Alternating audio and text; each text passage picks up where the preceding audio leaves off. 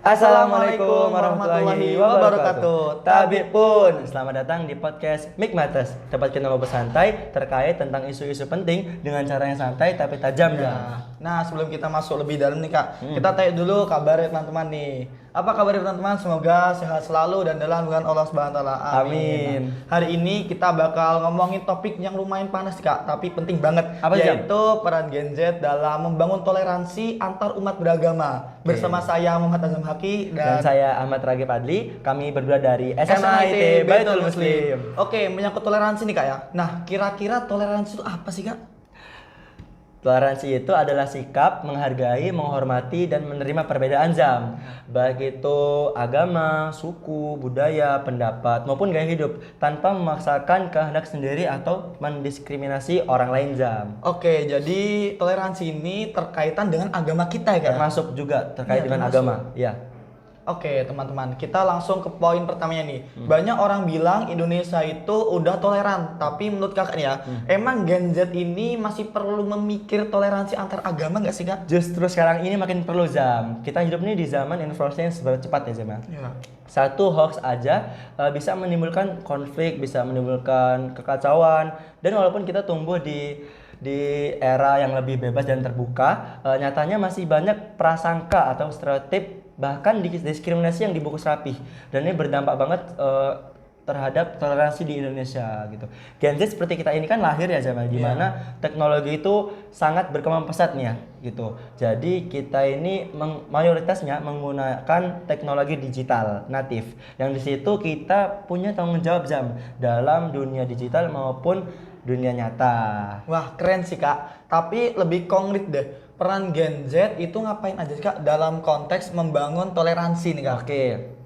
Peran Gen Z dalam membangun toleransi itu ada 4 nih Zam ya menurut saya ya. Yang pertama, Gen Z itu bisa menjaga nih ruang digital tetap sehat. Kita bisa lawan ujaran kebencian dan hoax yang sering banget nyerempet isu agama di media sosial Zam. Nah, yang kedua, ngebangun konten yang edukatif Zam. Gen Z ini kan kreatif banget ya Zam ya. Iya. Makanya itu kita bisa pinter-pinternya membuat konten-konten edukatif terkait dengan toleransi beda agama gitu. Nah, yang ketiga, kita menjadi jembatan di kehidupan sehari-hari di sekolah, kampus, komunitas. Kita bisa berinisiatif bikin diskusi Zam, bikin proyek bareng tentang lintas agama ataupun tentang caranya bertoleransi gitu. Dan yang keempat dan terakhir, kita nggak perlu kok ikut orang yang berdiskriminatif ya. Misalnya ada teman kita nih yang diolok-olok, misalnya beda agama, misalnya beda kulit ya sama hitam misalnya. Nah, dia dikucilkan. Nah, kita ini Gen Z ini berdiri buat melindungi dia Zam dari hal-hal yang kayak gitu, negatif gitu. Nah pastinya nggak mudah dong ya kak. Apa sih kak tantangan terbesar Gen Z nih dalam membangun toleransi nih kak? Oke, pasti banyak banget ya Zam tantangan yang bakal dihadapi oleh Gen Z ya. Iya. Semisalnya di sekolah negeri nih Zam ya, kurangnya itu edukasi lintas iman dan sekolah tuh kadang masih belum banyak ruang buat belajar tentang saling paham perbedaan agama gitu Zam. Perbedaan mereka masih belum dapat pembelajaran misalnya gimana sih caranya kita menanggapi atau menghormati perbedaan agama yang ada di Indonesia gitu Zam. Nah, dan juga banyaknya itu tekanan sosial. Gen Z itu pasti mengalami tantangan yang namanya itu tekanan sosial dan lingkungan pastinya.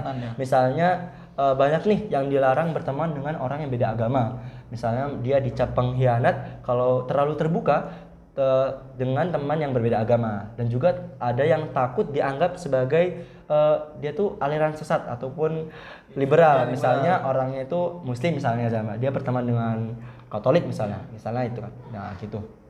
Dan juga ada yang namanya itu filter bubble dan polarisasi media sosial. Nah ini bentuknya dia tuh terjebak dalam ruang gema yang isinya tuh cuman sudut pandang yang disukai aja Zam. Menurutnya dia tuh cuman yang disukai misalnya Islam yang disukai, yang misalnya disukai Kristen gitu-gitu aja Zam. Nah, oke kak, keren banget nih kak penjelasannya dari kakak nih ya. Oke. Nah, Gen Z itu berarti bukan cuma toleran ya, tapi juga menjadi penggerak utamanya ya kak ya. Setuju. Toleransi itu bukan berarti kehilangan identitas, tapi justru memperkuat rasa kemanusiaan.